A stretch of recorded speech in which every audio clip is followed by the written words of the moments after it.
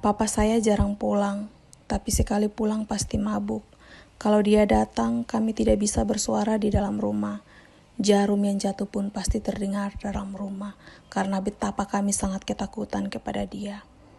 Mama saya orang yang takut juga, sehingga ia tidak pernah membela anak-anaknya di depan papa saya. Mau kami benar pun tidak ada pembelaan. SMA itu saya mulai mencari laki-laki yang bisa melindungi saya.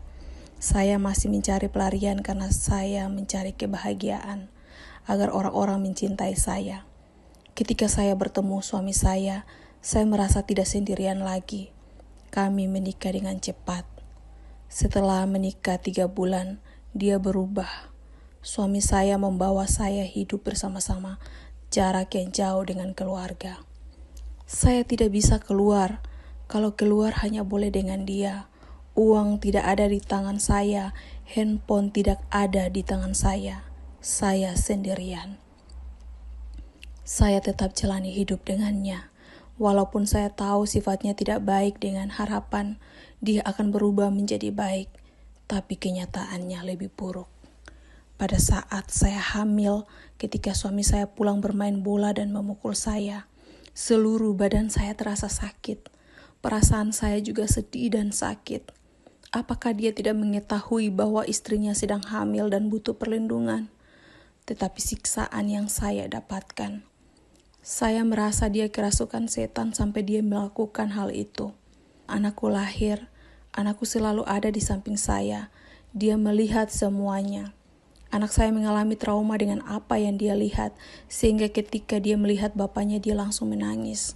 Sampai akhirnya anak saya mengalami kejang demam karena ketakutan. Saya mulai berpikir kejadian tersebut anak saya menjadi korban. Selama 7 tahun, saya semakin kepahitan dengan laki-laki. Saya mengalami sesuatu yang membuat saya menjadi seorang yang introvert, yang sendiri. Semua kejadian yang terjadi dalam hidup saya hanya dipendam dalam hati saya. Saya mencoba bunuh diri di rumah dan diselamatkan oleh tetangga. Tapi tetangga saya juga takut dengan suami saya. Jadi dia tidak mau bermasalah dan dia tidak laporkan ke orang lain.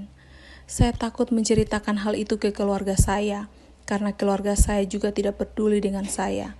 Saya takut untuk menceritakan ke teman saya karena dia pernah katakan, kalau privasi saya jangan pernah diceritakan ke orang lain.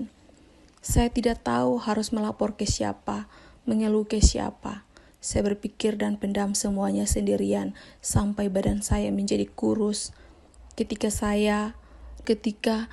anak kami sakit dan kami kembali ke tempat kakak saya merasa ini keluarga yang mengasihi saya.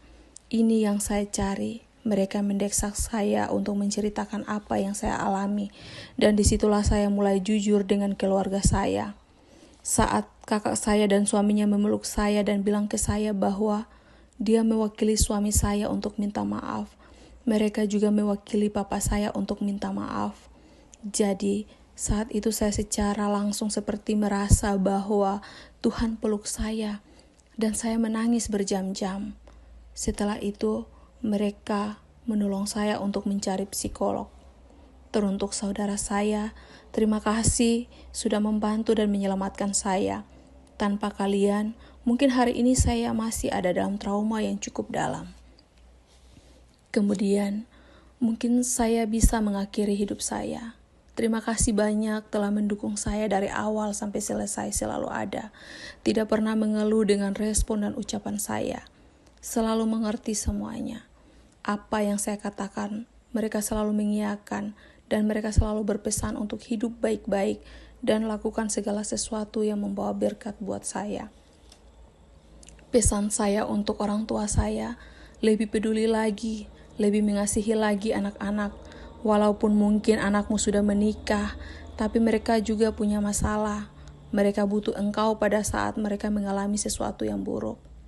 Orang tua harus sayang kepada anak, lebih mengasihi anak dan mau didengarkan, dan peluklah mereka. Karena dengan satu pelukan itu mengubah semua rasa sakit hati. Sekarang saya bisa menjadi wanita yang kuat, dan saya punya mimpi untuk bisa membantu semua perempuan yang mengalami seperti saya.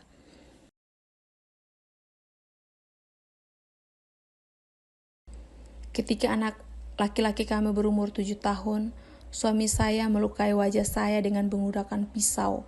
Hampir saja mata saya menjadi buta. Saya merasa saat itu saya akan mati. Saya datang dengan melaporkan sendiri kekerasan yang dilakukan suami saya terhadap saya. Dengan menguatkan hati, akhirnya saya bisa melaporkan masalah ini. Lalu dari perlindungan perempuan dan anak datang menjengukku, dan mereka berkata, "Kami kasihan dengan apa yang dilakukan suamimu. Dari awal kalian bersama, kamu tidak pernah bahagia."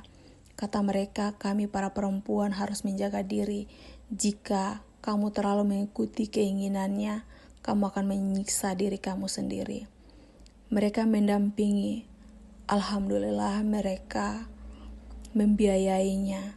Suami saya tidak mengeluarkan uang sedikit pun.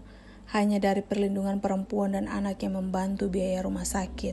Dan mereka selalu mengikuti sampai selesai.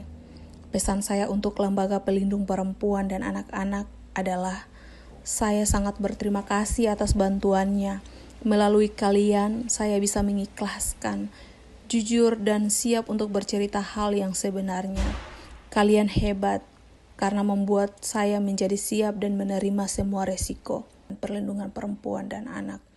Untuk perempuan-perempuan yang sekarang sedang mengalami masalah seperti saya, yang lebih berat, mungkin jangan menyerah. Kalian bisa mencari orang yang bisa menjadi wanita yang lebih berani, supaya kalian bisa keluar dari masalah ini. Saya berdoa supaya Tuhan bisa kirim orang-orang yang bisa membantumu. Ayo jadi wanita yang kuat dan jadi wanita pintar. Sekarang mantan suami sudah dipenjara, kira-kira 8 tahun. Mudah-mudahan di kemudian hari, dia tidak akan membuat hal yang sama ke perempuan lain. Sekarang saya membuka usaha kecil-kecilan sendiri. Saya melakukan untuk anak-anak saya. Sekarang dengan bercerita, saya merasa senang. Saya merasa lebih baik dari hari kemarin. Ini bukan mengungkit masa lalu saya, tapi dengan bercerita, hati saya senang, beban jadi tidak ada dan siap untuk lebih kuat.